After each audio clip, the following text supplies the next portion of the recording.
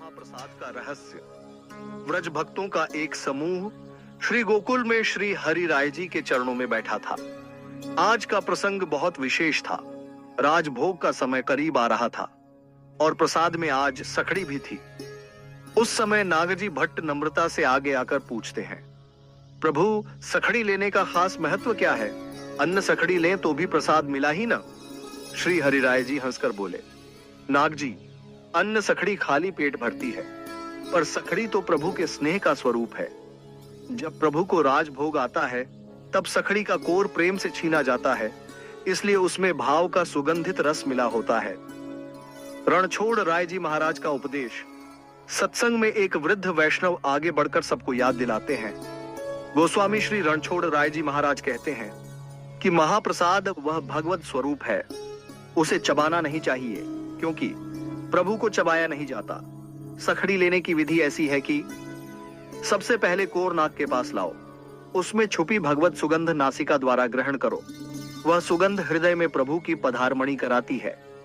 Core छोटा रखना चाहिए ताकि सूंघने के बाद जब मुख में रखें तो चबाए बिना निगल सके। पहला कोर महाप्रसाद अर्थात प्रभु की महान कृपा। दूसरा कोर प्रसाद, क्योंकि प्रभु का स्वरूप अब हृदय में विराजमान हो गया। तीसरे कोर के आगे वह सिर्फ देह पोषण के लिए अन्न है, उसे उतना ही लेना चाहिए जितना सेवा के लिए सेहतमंद रखे, आलस्य न दे। सूरदास जी का भाव।